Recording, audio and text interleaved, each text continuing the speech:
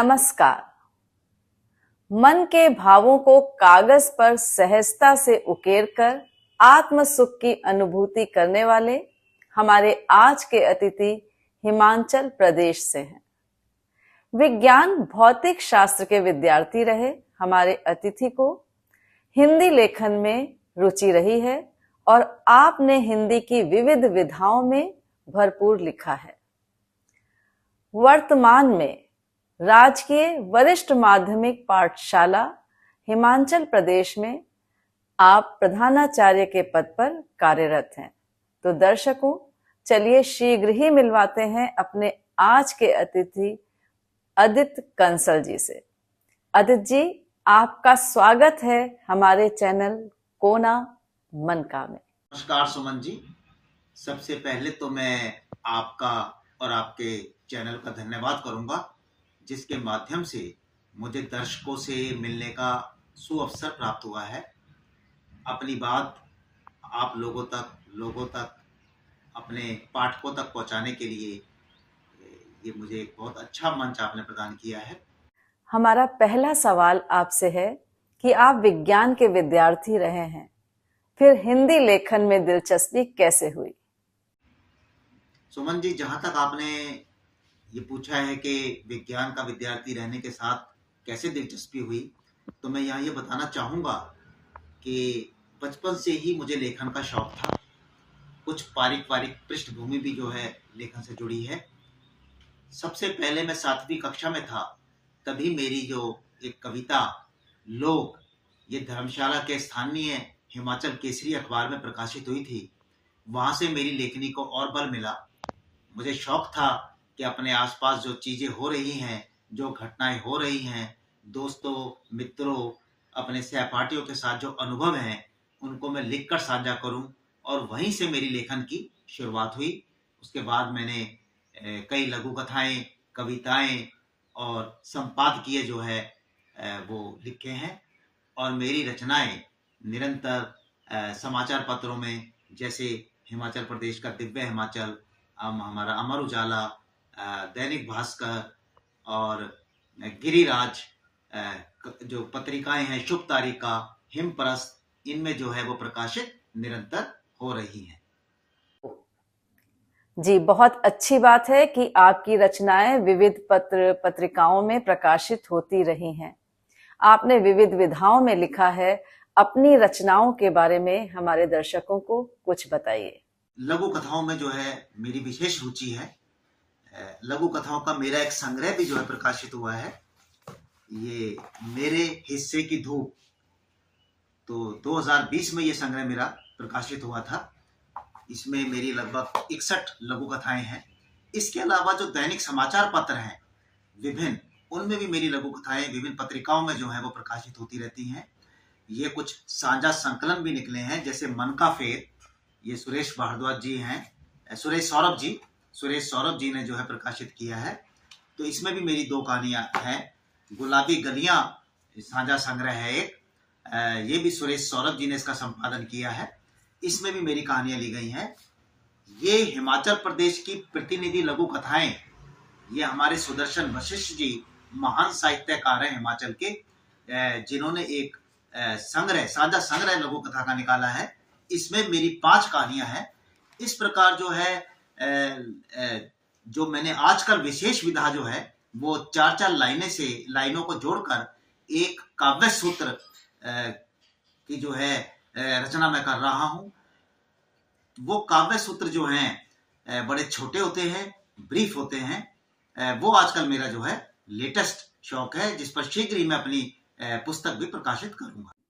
जी हाँ, आपके काव्य सूत्र मैं पढ़ती हूँ और बहुत अच्छे होते हैं आपके काव्य सूत्र।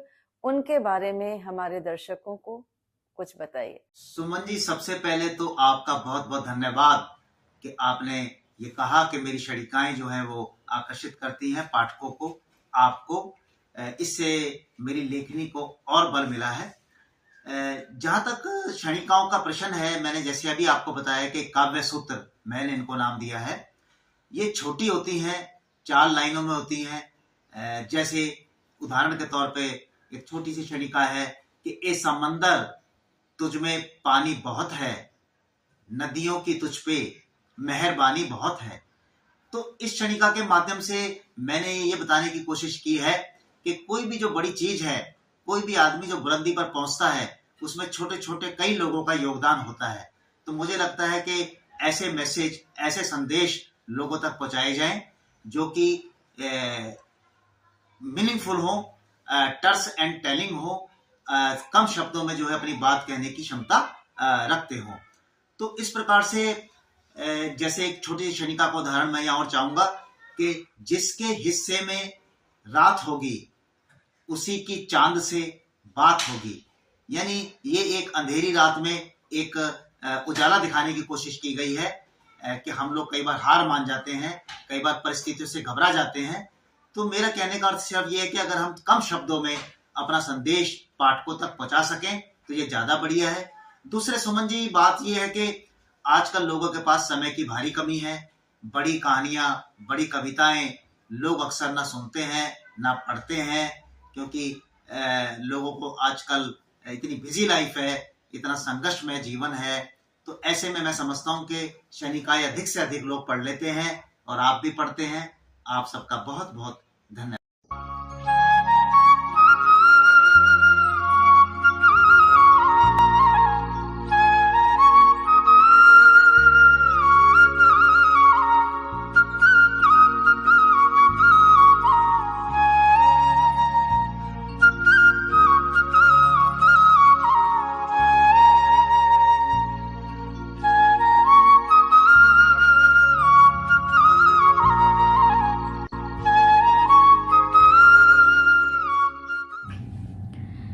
अपने सम्मानों को आप कैसे देखते हैं? सुमन जी, सम्मान तो जो वास्तव में होता है वो तो जो पाठक हमारे पढ़ के अपनी प्रतिक्रिया देते हैं या हमारी रचनाओं को जो लाइक करते हैं, पसंद करते हैं, उस पर आलोचना करते हैं, विवेचना करते हैं, मैं समझता हूँ वो सबसे बड़ा सम्मान है।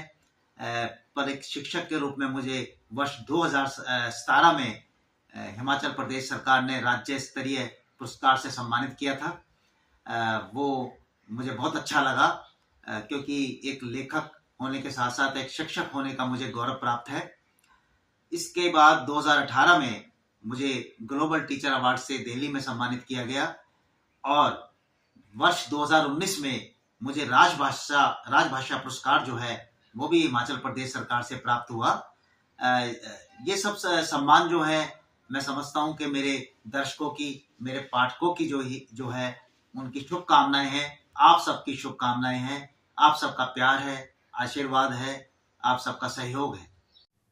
आजकल नवोदित रचनाकार उभर कर आ रहे हैं, उनके लिए कोई संदेश? जो लोग नए रचनाकार हैं, नए लेखक हैं, लिखना चाहते हैं, शौक रखते हैं, मैं सर्वप्रथम उनसे ये कहूंगा कि सबसे पहले वो सुनने की आदत डालें और पढ़ने की आदत डालें। मेरे नाना जी जो है अक्सर मुझे कहा करते थे कि पहले पढ़ो फिर लिखो। तो मेरे कहने का अर्थ ये है कि जब हम पढ़ेंगे लोगों को तो हमें नए शब्द मिलेंगे, नए आयाम मिलेंगे, नई चीजें मिलेंगी, नए कंसेप्ट्स मिलेंगे। सुनने से, पढ़ने से हम बेहतर लिख पाएंगे और कभी भी हमें छपने की जो है वो बहुत ज्यादा आशा नहीं रखनी चाहिए। लिखते जाएं। जरूर एक दिन जो है आपकी रचनाओं को, आपकी लेखनी को जो है लोग पसंद करेंगे और जन जन तक आपकी आवाज पहुंचेगी। सभी नए रचनाकारों को मेरा बहुत बहुत प्यार है और भगवान आपको इस क्षेत्र में खूब उन्नति दिलाए। जी, आपने सही कहा कि अच्छा लिखने के लिए बहुत पढ़ना होगा, तभी हम एक अच्छे लेखक बन सकते हैं। आपसे हमारी बातचीत अच्छी रही और हम उम्मीद करते हैं कि हमारे दर्शकों को भी ये वार्तालाप पसंद आएगा। तो चलते हैं सर, आपका बहुत बहुत धन्यवाद और आभार। आप हमारे मंच पर आए और आपने अपनी महत्वपूर्ण जानकारी हमारे दर्शकों के साथ साझा की। तो दर्शकों, कोना मन का को देखते रहिए और अपनी प्रतिक्रिया कमेंट बॉक्स में देते रहिए। धन्यवाद, आभार।